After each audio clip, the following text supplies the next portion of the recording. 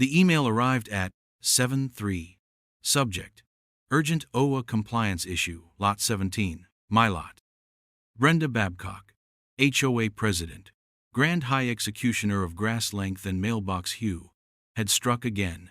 I expected a passive-aggressive diatribe about the slightly faded trim on our shutters. Instead, my wife Sarah gasped, phone clattering to the granite countertop. They couldn't. Her voice was a fragile thing. I walked to the window. Oh, they could, and they did. A canary yellow backhoe, not a bulldozer as I initially misremembered in my rage, but just as destructive, sat gouging my meticulously laid gravel driveway, its shovel tearing into the crushed bluestone like a beast disemboweling prey. The invoice for this emergency remediation of a non-compliant landscape border was already attached to the email. A cool $3,000. Non-compliant. My driveway apparently had offended Brenda's delicate sensibilities. The stakes were clear: my home, my sanctuary, and the quiet enjoyment promised in every glossy HOA brochure. Brenda, however, had forgotten one crucial detail about the quiet man in Lot 17. I'm a pilot, a commercial pilot with endorsements for rotorcraft, specifically heavy lift sky cranes. And Brenda Babcock, in her infinite wisdom, had just parked several tons of highly mobile, albeit temporarily stationary, leverage squarely in my crosshairs. She wanted war over a landscape border? Fine. I'd deliver a masterpiece of modern art, a statement so profound it would echo through every cul-de-sac in this beige-infested monument to mediocrity. Her 80-0 resort-style pool, the one she lorded over the neighborhood with biannual, invitation-only parties, suddenly seemed like the perfect canvas. The outrage was a cold fire now, banked and channeled. Sarah was looking at me, her eyes wide. "What are you going to do?" she whispered. I smiled, a thin, predatory curve of the lips. "Brenda seems to have misplaced some heavy equipment, dear. I think it's only neighborly to help her find a more suitable parking spot for it." My mind was already cataloging lift capacities, flight paths, and the delightful irony of it all. The backhoe wasn't just a tool of destruction, it was an invitation I was more than equipped to RSVP to. The county regulations on displaced worksite objects were about to get a very creative interpretation. This wasn't just about a driveway. This was about principle. This was about Brenda learning, in the most spectacular fashion possible, that some fences are best left untouched.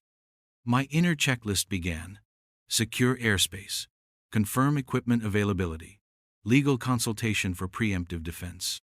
The Karen, as the internet so aptly named her ilk, had just escalated this from a petty squabble to an operational challenge.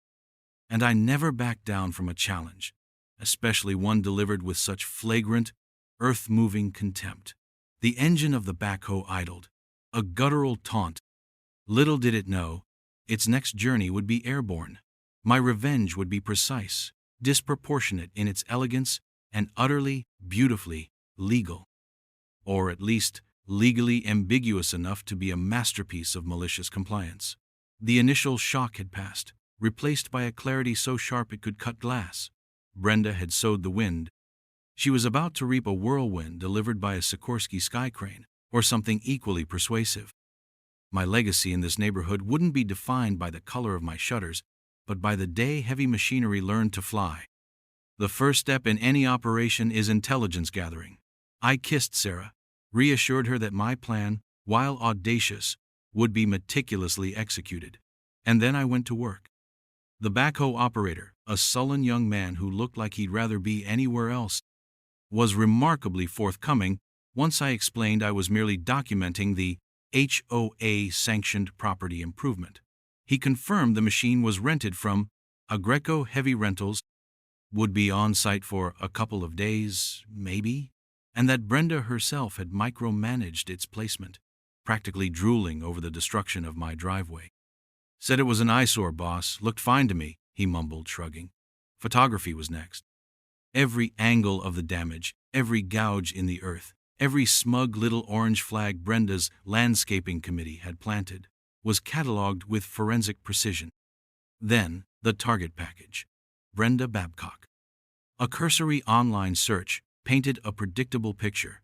Self-important, inflated sense of authority, a history of petty vendettas within previous community roles.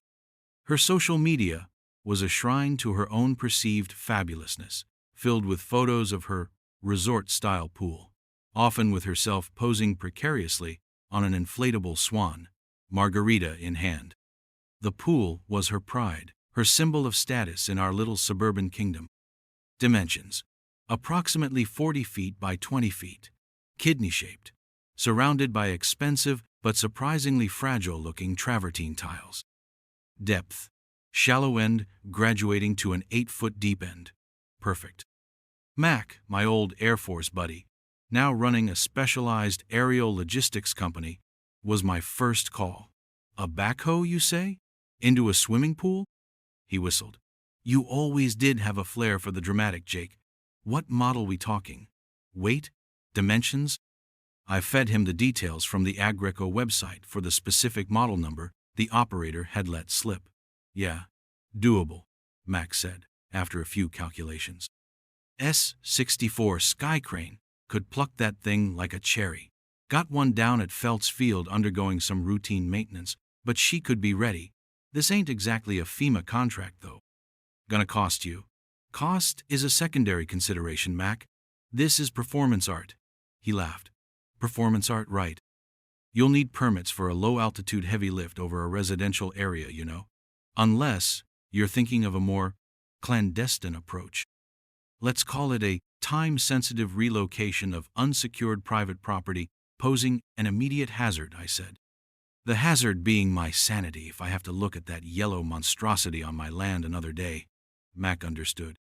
We talked logistics, optimal lift time, pre-dawn, minimal witnesses, favorable wind conditions, rigging requirements, flight path to minimize noise and exposure.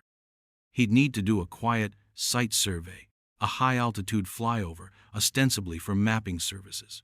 My home office transformed into a miniature command center. Aeronautical charts, satellite imagery of Brenda's property, printouts of county ordinances regarding property, nuisance, and, amusingly, unconventional water features. Sarah watched me, a mixture of fear and fascinated horror in her eyes. Are you sure about this, Jake? Really, really sure? Brenda declared war, Sarah, I said, pointing to the mangled remains of our driveway. This is just my opening salvo. Consider it a strongly worded letter, delivered by air. The beauty of the plan was its audacity. It was so far beyond the realm of normal HOA disputes that Brenda wouldn't even conceive of it as a possibility until it was a fait accompli. She operated on a terrestrial plane of fines and passive-aggressive notes. I was about to elevate the discourse. Literally, the backhoe, currently a symbol of her tyranny, would become a monument to her folly. My mind raced through contingencies, mechanical failure, unexpected witnesses, premature discovery. Each risk was assessed, and mitigation strategies formulated. This wasn't just anger, this was precision engineering applied to vengeance. The inner monologue was a constant hum of calculations and justifications. She drew first blood. She weaponized community rules for personal spite. The system, as it stood, offered me a slow, unsatisfying crawl through bureaucratic channels. No, this required something more demonstrative. Before a single rotor blade turned, I visited Arthur Jenkins, Esquire, a man whose office was so cluttered with files it looked like a paper avalanche frozen mid-cascade. Arthur specialized in property disputes and had a reputation for being as tenacious as a badger with a law degree. I laid out the situation, the HOA's actions, the damage, Brenda's history, and then my proposed solution. Arthur listened, steepled fingers tapping his chin, a faint smile playing on his lips. When I finished, he leaned back, the ancient springs of his chair groaning in protest. Mr. Davies, he said, his voice a dry rasp, you are proposing to engage in what could charitably be described as an act of spectacular vigilantism. I prefer proactive dispute resolution with an emphasis on visual communication, I countered. The backhoe is, technically, on my property without my explicit consent for its current destructive activity. If I were to, say, move it to a more secure location to prevent further damage or unauthorized use, say, a very large, water-filled container on the property of the individual who ordered its illicit deployment, Arthur's smile widened. The legal term you're dancing around is conversion, the wrongful exercise of dominion over the personal property of another. However, if the item is on your land, causing damage, and you're moving it to the responsible party's land, it gets murky, especially if no permanent damage is done to the item itself during relocation. He paused, tapping a thick volume titled Torts and Tribulations. The key would be the gentle placement and the immediate notification to the owner of its new, secure location. The displaced worksite object angle is inventive. The county might indeed see it that way, if the backhoe isn't damaged and was, technically, part of a worksite that had strayed. We spent 2 hours dissecting potential charges: trespassing by air, vandalism, if the pool or backhoe were damaged, theft of the backhoe, however temporary. Arthur drafted a series of preemptive documents: a formal cease and desist to the HOA regarding the driveway, a notice of intent to remove trespassing heavy machinery, and a carefully worded letter to be delivered to Brenda and a Graco Heavy Rentals after the backhoe's aerial relocation, informing them of its safe but unconventional storage. The art defense is flimsy in a criminal court, Mr. Davies, but it might play well in the court of public opinion, and frankly, it could confuse a civil suit into oblivion, Arthur mused. The sheer audacity might be your best shield. Most prosecutors wouldn't know where to begin with a case file involving a helicopter and a swimming pool. He advised me on insurance, ensuring my homeowners and umbrella policies were robust, though he doubted they'd cover retaliatory aviation. Mac's company, of course, would have its own substantial liability coverage for the lift itself. Sarah was less convinced by the legal tightrope walk. "What if you go to jail, Jake?" she asked that evening, her voice tight with worry. "For what exactly?" I asked gently. "Moving an illegally parked vehicle off my property?" "The method might be unusual, but the principle is sound. Brenda is the one who trespassed, who damaged our property. I'm just tidying up." My confidence was partly genuine, partly for her benefit. The risks were real, but so was the intolerable alternative of letting Brenda win, of living under the thumb of such petty tyranny. The legal groundwork was crucial. It wasn't just about the act itself, but about controlling the narrative, shaping the legal battlefield before the first shot was even fired. This was chess, not checkers. And Brenda, with her backhoe gambit, had just walked into a checkmate she couldn't even see. The system was designed for disputes resolved with paper, not with rotor wash. I was counting on that systemic inertia, that inability to process the truly unexpected. Arthur's final advice echoed in my ears: document everything. Ensure the lift is flawless. And for God's sake, try not to look too pleased when they fish it out. Mac was as good as his word. The Sikorsky S-64 Skycrane, call sign Bigfoot, was declared flight ready 2 days after our initial conversation. Its usual drab olive color was somewhat mitigated by the large Mac Avia Logistics logo on its fuselage, a detail I found amusingly corporate for such a beast of a machine. Mac himself would pilot, with a trusted crew chief, Martinez, handling the rigging and external load operations. My role was officially client observer, though Mac knew my qualifications and we'd walk through every step of the lift procedure as if I were in the co-pilot seat. The practice wasn't with a real backhoe, of course. Mac used concrete test weights at a secluded section of Felt's Field, simulating the backhoe's dimensions and center of gravity. We spent an afternoon watching Bigfoot gracefully pluck 0 pounds from the earth, maneuver with surprising agility, and then set it down on a dime. "She's an old girl, but she's got the touch," Mac said over the intercom, patting the Skycrane's control panel. "The trick with something like your yellow friend is the rigging. Got to get those slings perfectly balanced, no slippage, no unexpected shifts mid-air. Martinez is the best there is. Martinez, A wiry man with eyes that missed nothing, just nodded, his focus entirely on the massive hook and cable system. He designed a custom harness of heavy-duty nylon slings, reinforced with steel grommets, designed to cradle the backhoe securely without crushing any delicate components. We lift from 4 points on the chassis, he explained, showing me the diagrams. Distributes the load. She'll fly like a brick, but a stable brick.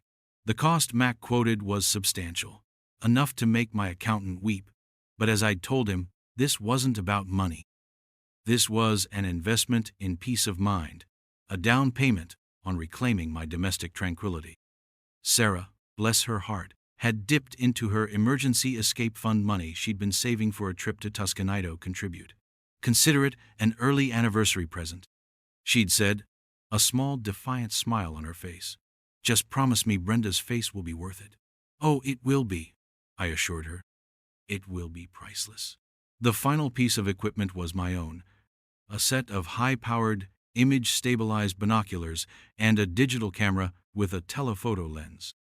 Documentation, as Arthur had stressed, was key, and I wanted to capture every glorious moment of the pool party. My inner monologue was a mix of adrenaline and calm focus. The technical aspects were fascinating. The precision required a challenge I relished. This was far more interesting than arguing about fence heights. The plan was set for 3:00 Sunday morning. Weather forecast: clear skies, light winds. Most of the neighborhood, including Brenda, would be deeply asleep. Mac's team would approach from the south, using terrain masking where possible, minimizing time over residential areas. The lift itself should take no more than 10 minutes from hookup to release. The only thing I'm worried about, Mac had said during our final briefing, is some insomniac dog walker with a cell phone. But at that hour, even the coyotes are usually calling it a night. He grinned. Or some HOA president having a midnight swim. The thought was so deliciously ironic. We both chuckled. The backhoe sat in my driveway, a yellow scar on my property. Its operator had finished his initial desecration and departed, leaving the keys with Brenda's flunky on the landscape committee, with instructions for its removal sometime next week. They had no idea its departure would be expedited, and its destination significantly altered. Every detail was checked and rechecked. The tools were assembled. The team was ready. The stage was set for an act of suburban warfare, so audacious, so perfectly targeted, it would redefine the very concept of a disgruntled homeowner.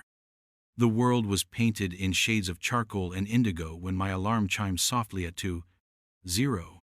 Sarah was already awake, her hand finding mine in the darkness. "Be careful," she whispered, her voice husky with sleep and anxiety. I kissed her forehead. Always. Outside, the air was cool and still, carrying the scent of dew-damp grass and distant pines. The neighborhood slumbered, a silent tableau of manicured lawns and identical rooflines, blissfully unaware of the aerial ballet about to unfold.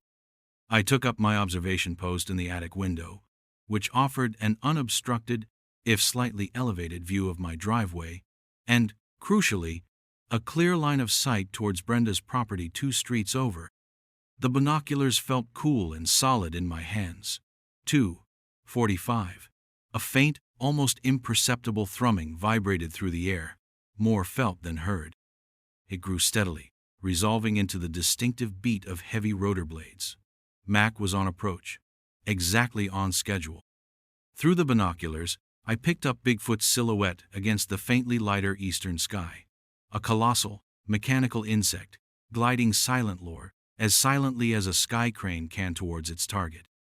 No navigation lights, per our agreement for this particular special cargo mission. Mac was relying on his night vision gear and an intimate knowledge of the local airspace. Honed by years of less unconventional flights, my heart rate, surprisingly, was steady.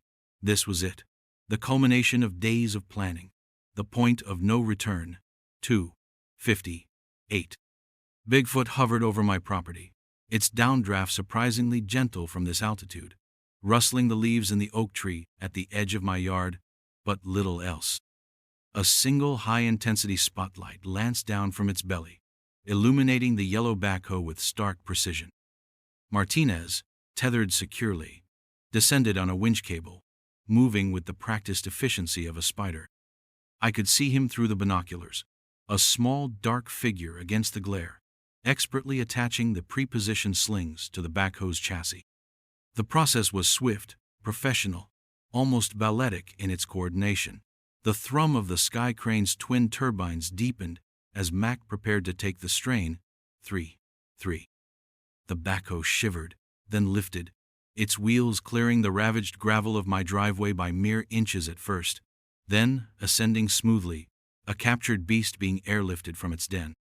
It swung slightly, a monstrous yellow pendulum, before Martinez, still on the ground guiding taglines I hadn't even noticed being attached, and Mac's subtle inputs to the controls, stabilized it.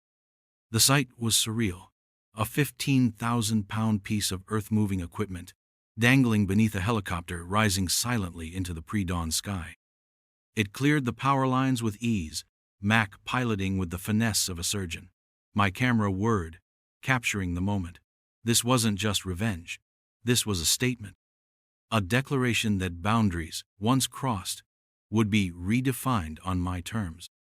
As Bigfoot, with its ungainly cargo, began its slow, careful traverse towards Brenda Babcock's residence, I allowed myself a small, grim smile. The air traffic over our suburb was about to get very interesting, very briefly.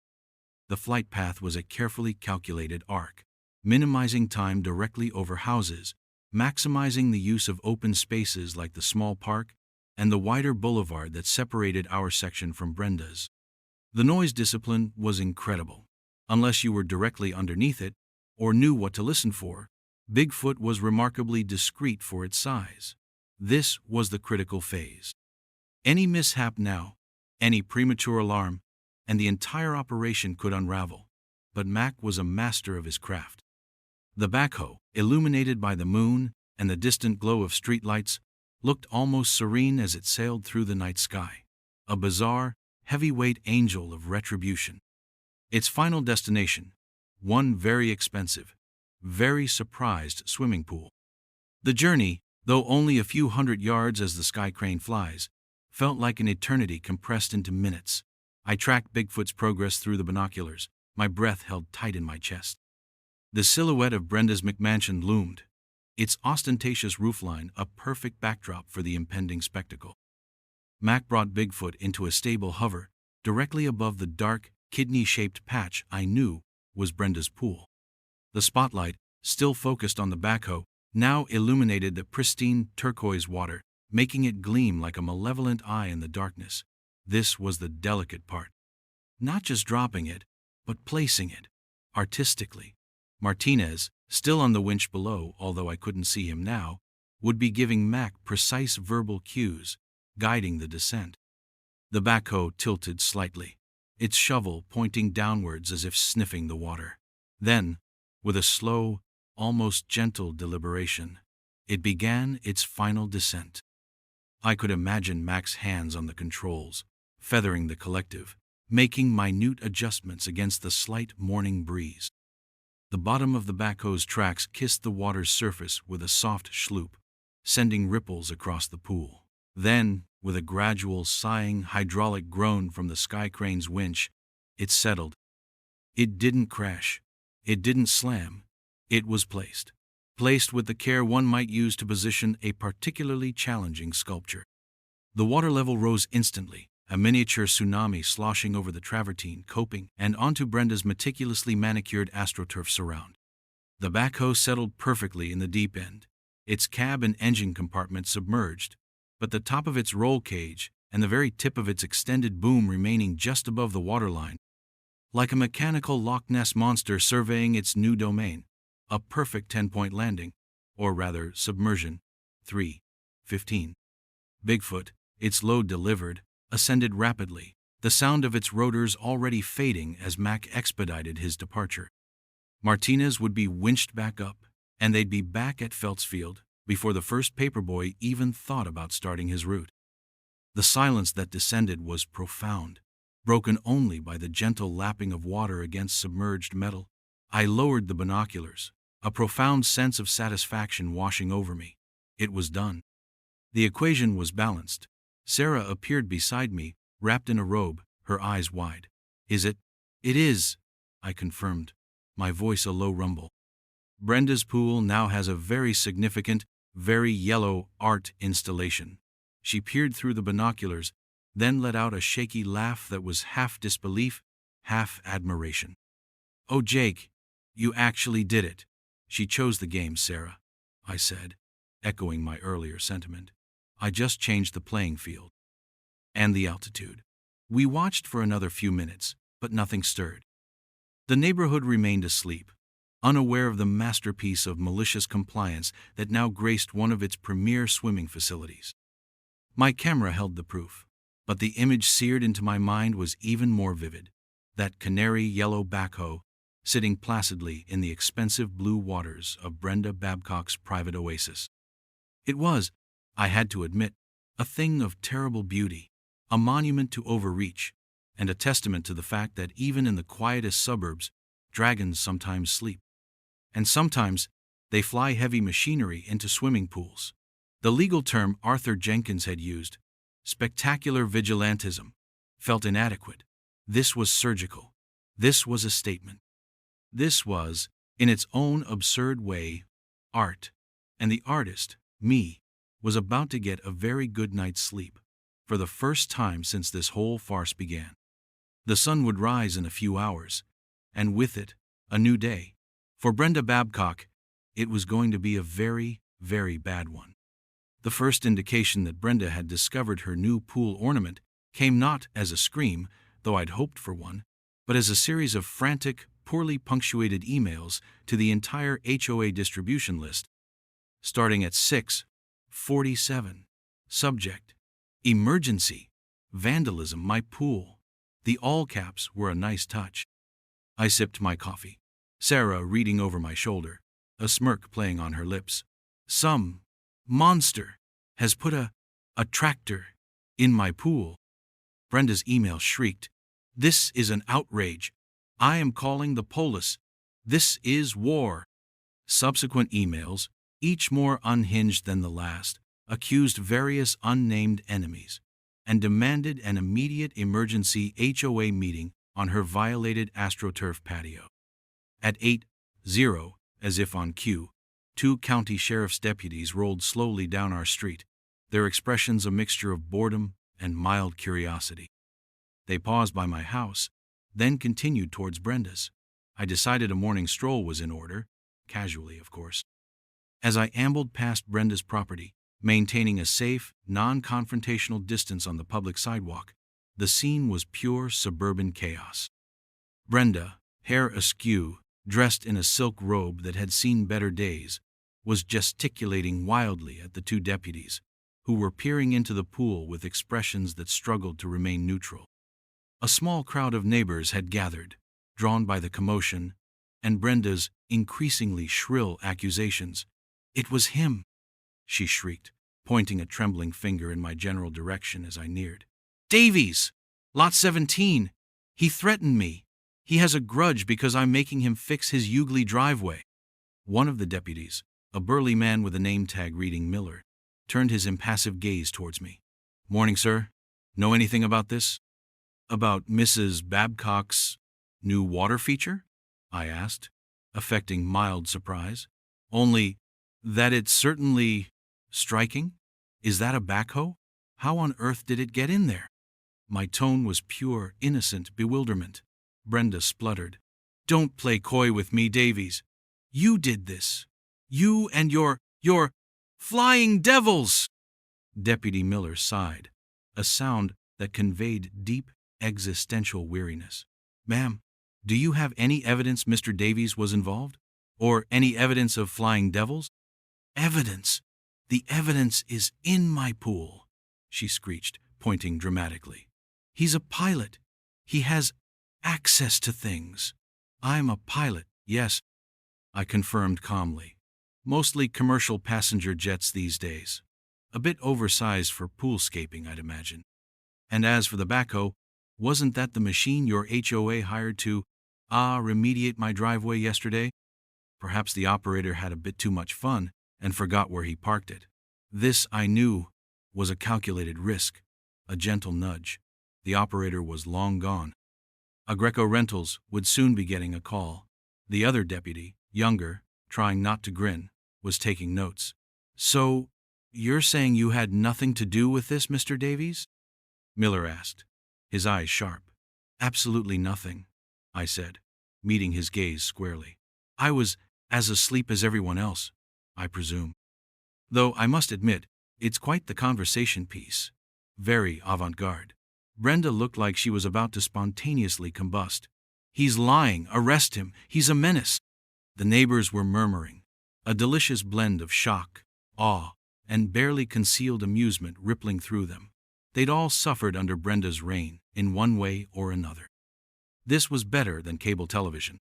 Miller rubbed his temples. "Ma'am, we'll take a report. We'll speak to the rental company, but right now this looks like, well, a backhoe in a pool. Unless you have credible witnesses or direct evidence linking someone to its placement, our hands are somewhat tied regarding immediate arrests for flying devils." My earlier legal consultation with Arthur was proving invaluable. The burden of proof was on Brenda, and her accusations, while loud, were utterly devoid of substance. The art of the plausible denial, especially when the truth is utterly implausible, is a powerful weapon. The arrival of Brenda's insurance adjuster later that morning added another layer of exquisite farce to the unfolding drama. A prim woman named Ms. Crabtree, armed with a clipboard and an expression of profound skepticism, surveyed the submerged backhoe as if it were a particularly offensive piece of modern sculpture, which, in a way, it was. "A backhoe," she stated flatly, consulting her notes, "in the insured's kidney-shaped, heated, saltwater pool. This is irregular." Brenda, by now oscillating between tears and fury, insisted it was a clear case of vandalism, of a targeted attack by that maniac Davies. Crabtree made non-committal noises. The county inspector, a Mr. Henderson, arrived shortly thereafter. He was less concerned with blame and more with the practicalities. "Well, ma'am," he said, after a thorough walk-around, "what you have here is a displaced worksite object. Appears to be an Agreco, Moon, Do 310. We'll need to notify them, and you'll need to arrange for its removal. It's currently an unpermitted structure in a residential water body." Brenda latched onto displaced worksite object. Exactly. It was displaced. By him! She yelled, jabbing a finger towards my house again, though I was safely inside. Observing from my window, Henderson just sighed. "Ma'am, my concern is its current location and removal. How it got here is a matter for law enforcement. If a crime has been committed." This was the beauty of Arthur's foresight. The county's primary concern wasn't justice for Brenda, it was adherence to code. A backhoe in a pool was a code violation, regardless of its artistic merit or the drama of its arrival. Agreco Heavy Rentals, when contacted, were initially apoplectic, then confused, then resigned. Their machine, sublet to the HOA's chosen and cheapest landscaping contractor, was indeed missing from its last known location, my driveway, and now resided in a residential swimming pool. Their legal department fired off a sharply worded letter to Brenda and the HOA, demanding immediate recovery of their asset and compensation for any damages or salvage costs.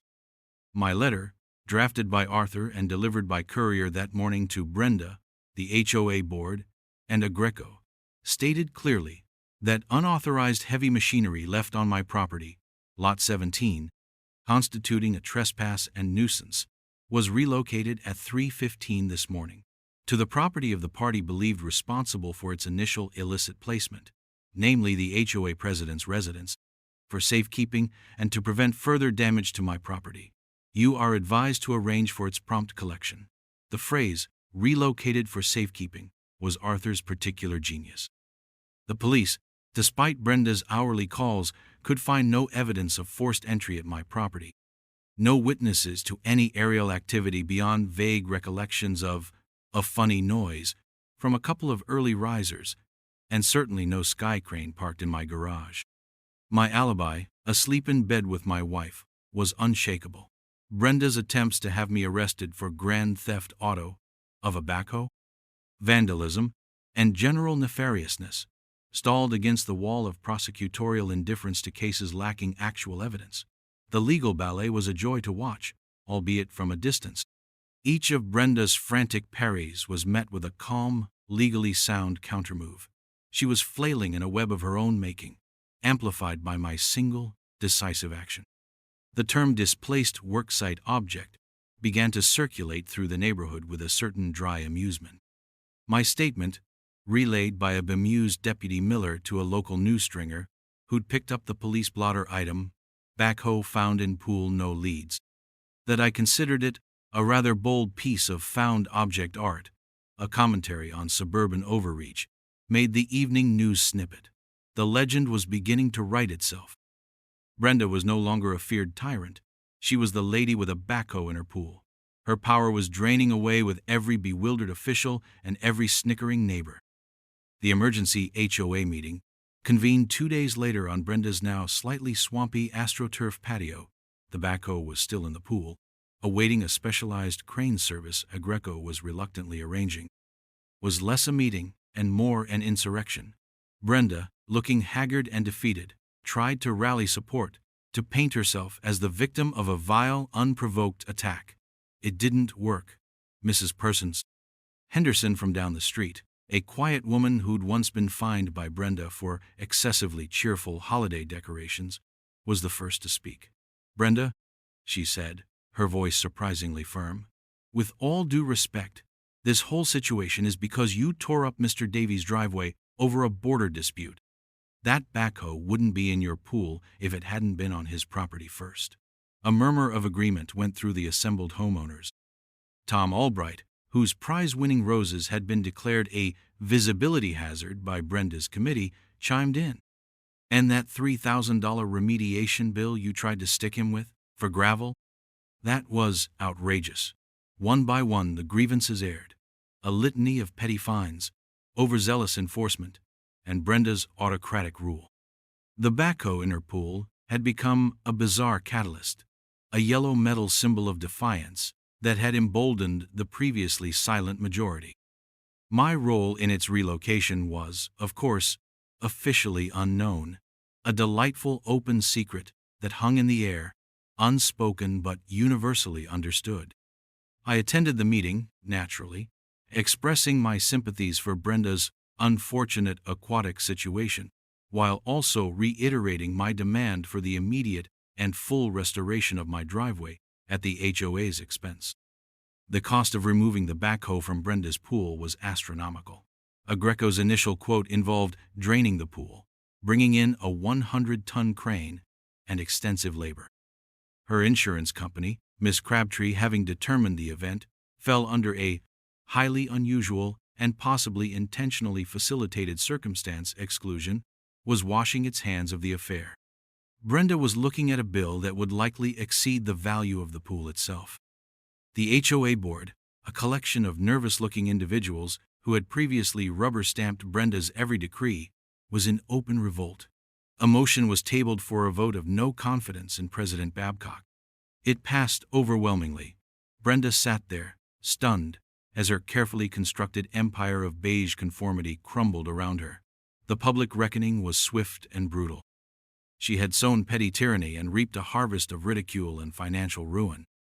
My driveway was still a mess, but the HOA, under new, hastily appointed interim leadership, immediately approved its full repair using a contractor of my choice. With a sincere apology for the previous administration's overreach, the atmosphere in the neighborhood changed overnight. People started smiling at each other again. There was an almost festive air, as if a long siege had finally been lifted. The pool tractor, as it was now affectionately known in local parlance, had done more than just annoy Brenda. It had liberated an entire community. My inner monologue was one of quiet triumph. It wasn't just about the driveway, or the pool, or even Brenda. It was about drawing a line. It was about demonstrating that there are limits, and that when those limits are crossed with malice and arrogance, the response can, and should, be both creative and decisive. The system hadn't protected me from Brenda's initial aggression, so I had introduced a new variable, an unbalancing factor that forced a course correction. The beauty of it was that the worse it got for Brenda, the more absurd her predicament became, the less anyone suspected the sheer, calculated audacity of the actual solution.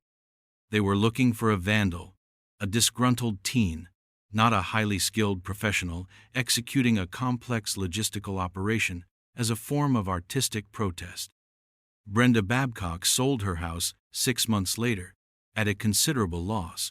The pool, once her symbol of suburban triumph, remained empty, a concrete scar in her backyard.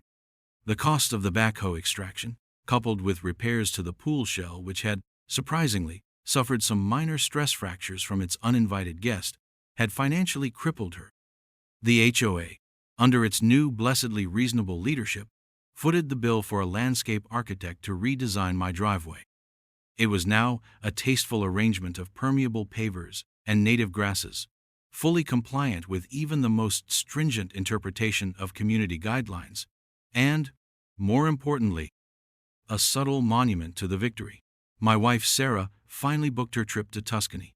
She said the look on Brenda's face when the vote of no confidence passed was worth more than any ancient vineyard. Max sent me an invoice for the sky crane that was eye-wateringly fair, along with a framed aerial photograph of the backhoe mid-flight, captioned, "Special delivery. It hangs in my office," a reminder that sometimes the most elegant solutions are the most unexpected. Arthur Jenkins occasionally calls just to see if I've redecorated any other neighborhood water features lately. He says the case is now a minor legend in local legal circles, a cautionary tale about underestimating the quiet ones. The county officially closed their file on the displaced worksite object, with no charges filed, citing insufficient evidence to determine culpability for relocation. The backhoe itself, after a thorough cleaning and some minor repairs, was eventually returned to Agreco's fleet, no doubt with a very interesting entry in its service log. Life in the cul-de-sac returned to a new kind of normal. The HOA meetings became brief, productive affairs. Neighbors rediscovered the joy of unscrutinized gardening. The oppressive cloud of Brenda's reign had lifted, replaced by a kind of bemused camaraderie. No one ever directly asked me if I was responsible for the pool tractor incident, as it was now officially known. But the knowing smiles, the subtle nods, the occasional anonymous bottle of good single malt left on my porch, they spoke volumes. My reputation as the quiet man in Lot 17 had been adjusted.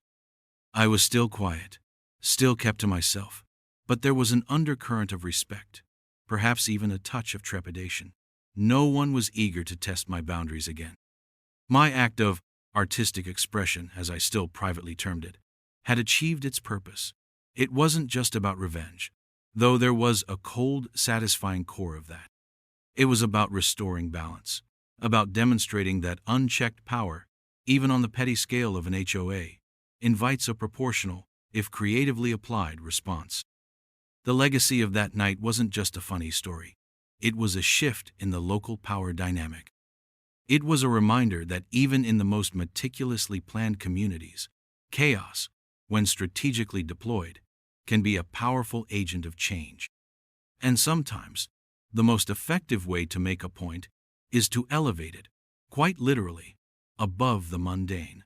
The silence from Brenda's old house was profound, the loudest statement of all.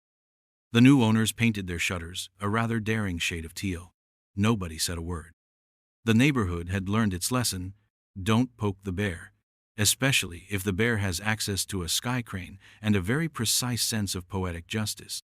My porch light, a simple beacon, now felt like a symbol of reclaimed control, a quiet assertion that this was my sanctuary, and it would be defended vigorously.